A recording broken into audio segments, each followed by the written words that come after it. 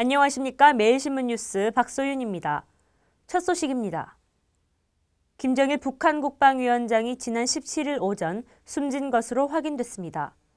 북한 측은 사망 원인이 심근경색과 심장 쇼크의 합병이라고 밝혔습니다. 북한 조선중앙TV와 조선중앙방송은 어제 특별 방송을 통해 김정일 국방위원장이 숨졌다고 보도했습니다. 김정일 동지께서 너무도 갑자기 너무도 애석하게 우리 곁을 떠나시고 또 29일 김 위원장을 추모하는 중앙추도대회를 열고 오는 29일까지를 애도기간으로 한다며 외국의 조의 대표단은 받지 않기로 했다고 말했습니다. 미국과 중국 등 세계에서도 김정일 북한 국방위원장의 사망 소식을 긴급히 전하고 있으며 국내 코스피 지수는 전일 대비 63포인트 하락한 1776.93포인트를 기록했습니다. 원달러 환율도 전일 대비 16원 이전 급등한 1174원 8전에 마감했습니다. 김정일 위원장의 건강에 이상 신호가 포착된 것은 2008년 9월 초입니다. 그해 8월 중순 군부대 시찰을 마지막으로 공개 활동을 하지 않던 김 위원장은 9월 9일 정권 수립 60주년 행사에도 모습을 드러내지 않아 와병설이 증폭됐습니다. 한편 북한에서는 사망 발표와 함께 김 위원장의 후계자가 김정은임을 분명히 밝혔습니다. 김정일 북한 국방위원장의 갑작스런 사망으로 아들 김정은이 권력을 제대로 이행할 수 있을지 관심이 모아지고 있습니다. 김정일 위원장 사망 이후 후계자 김정은의 행보에 세계의 이목이 주목되고 있습니다. 김정은이 공식 석상에 등장한 것은 지난해 9월로 인민군 대장 칭호를 부여받고 당 중앙군사위 부위원장 자리를 꿰차면서 단번에 후계자로 급부상했습니다. 하지만 아직까지 자신의 이름을 내세울 만한 업적이 없다는 것이 불안 요소입니다. 북한 매체들은 이 같은 국내외 여론을 의식한 듯 김 위원장 사망 직후 김정은의 후계자 이미지 부각에 더욱 주력하고 있습니다. 하지만 절대군주로 군림해온 김정일의 자리를 메우기에는 역부족입니다.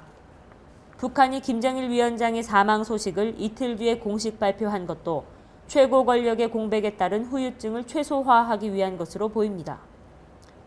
따라서 당분간 고모 김경희 당행정부장과 고모부 장성택 당행정부장 등 친위 세력의 조력을 받을 것으로 보입니다. 한편 군 강경파의 일부는 후계자 김정은의 능력에 의구심을 갖고 있는 것으로 알려졌습니다. 정부 당국자는 후계자 김정은의 체계가 상당히 불안정하다며 매우 엄중한 상황으로 본다고 말했습니다. 김정일 북한 국방위원장의 사망과 관련해 대구시와 경북도는 긴급회의를 열고 비상근무태세에 들어갔습니다.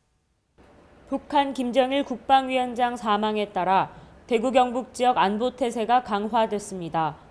이들은 긴급 간부회의를 열고 비상대비태세 확립과 주요 시설물 경계 강화를 지시했습니다.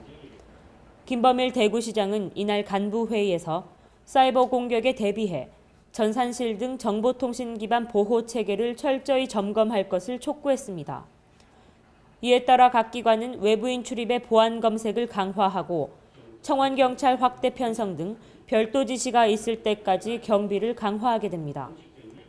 또 재난위기 종합상황실을 중심으로 유사시 상황보고와 재난재해 등 안전사고 예방 및 신속한 대응체제를 확립키로 했습니다.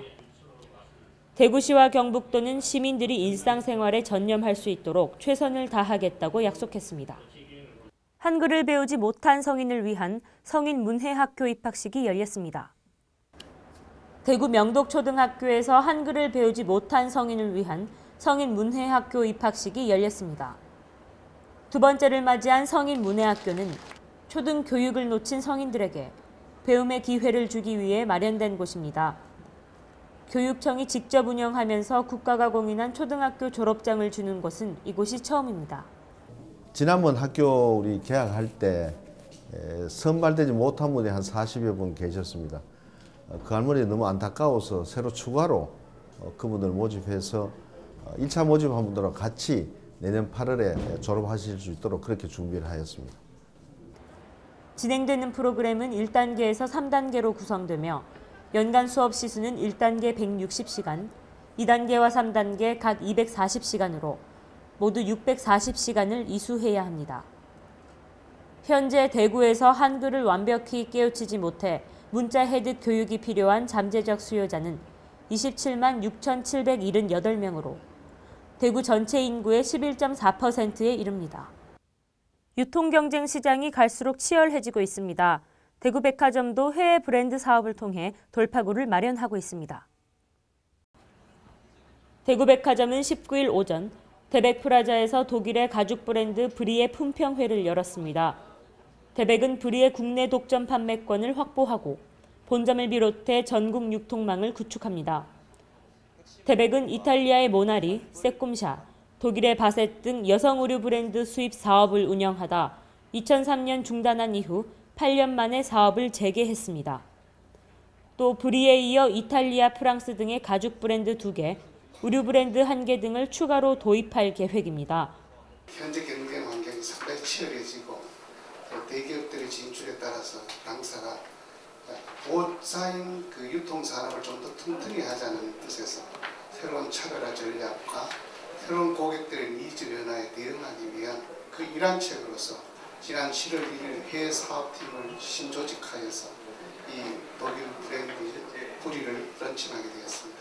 70년대 창업한 브리는 유럽은 물론 미국, 홍콩, 일본 등 17개국의 700여 개의 매장을 운영하는 글로벌 브랜드로 25에서 35세를 메인 타깃으로 하는 독일에서 가장 유명한 패밀리형 브랜드입니다.